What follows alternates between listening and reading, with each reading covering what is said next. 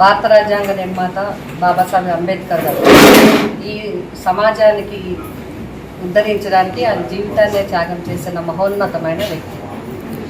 పేద ప్రజలందరూ కూడా విద్యతో పైకి రావాలి, ధైర్యంతో పైకి రావాలి, దృఢ సంకల్పంతో పైకి రావాలి, అందరూ ఒక సమైక్యంగా ఉండి ముందుకు రావాలని చెప్పి ఈ జాతిని ఉద్ధరించిన మహోన్నతమైన వ్యక్తి బాబాసాహెబ్ అంబేద్కర్ గారు.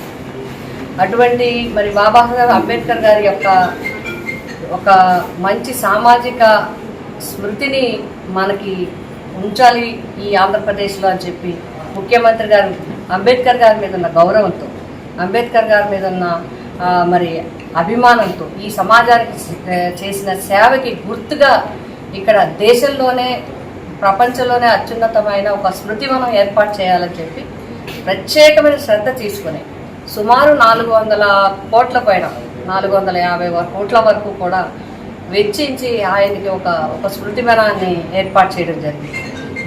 దేశాల నుంచి అందరూ వచ్చి ఈ స్మృతివనాన్ని సందర్శించి అందరూ కూడా మెచ్చుకోవటం జరిగింది. ఇంత మహోన్నతమైన వనంని ఇక్కడ ఏర్పాటు చేయడం, పెద్ద లైబ్రరీ ఏర్పాటు చేశారు. ఒక సంస్కృతి, ఒక అంబేద్కర్ గారి యొక్క ఈ భూమి ఉన్నంత వరకు ఈ గుర్తుండిపోయేలాగా ఒక మంచి కార్యక్రమాన్ని ఆయన తీసుకోవడం జరిగింది.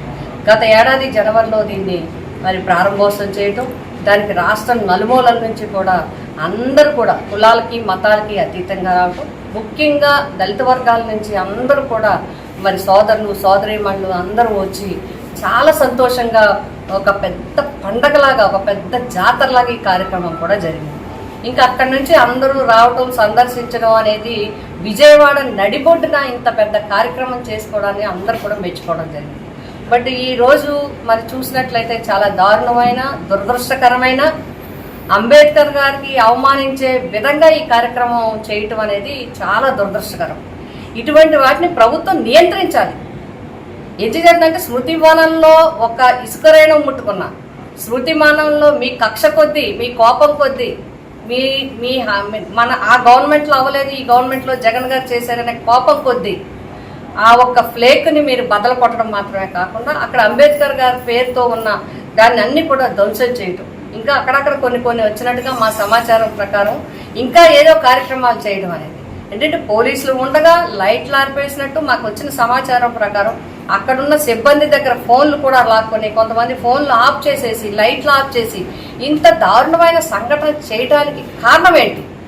దీన్ని నియంత్రించలేకపోవటం అనేది ఏంటి అనేది మనకు అర్థమవుతుంది. ఇప్పటి వరకు ప్రభుత్వం వచ్చిన దగ్గర నుంచి ఎన్నో దాడులు జరుగుతున్నాయి. పార్టీ ఆఫీసులు కావచ్చు, రకరకాల వ్యక్తుల మీద మరి హత్యలు కావచ్చు, దాడులు కావచ్చు, ఆస్తుల ధ్వంసం కావచ్చు, ఈ జరుగుతున్నాయి. న్యాయపరంగా ఢిల్లీ వేదికగా కూడా మా నిరసన తెలియచేయటం, అందరికీ తెలియచేయడంలా జరిగింది.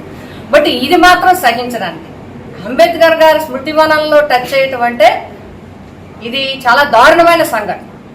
కాబట్టి ప్రభుత్వం వెంటనే దీనికి సంబంధించిన వాళ్ళపై తగిన చర్యలు తీసుకోవాలి.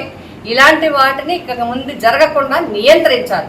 మేమందరం వైఎస్ఆర్సీపీ పార్టీ తరఫున పిఠాపురం నియోజకవర్గం నుంచి మేమందరం దీనికి తీవ్రంగా ఖండిస్తున్నాము, మా నిరసనని తెలియజేస్తా ఉన్నాం.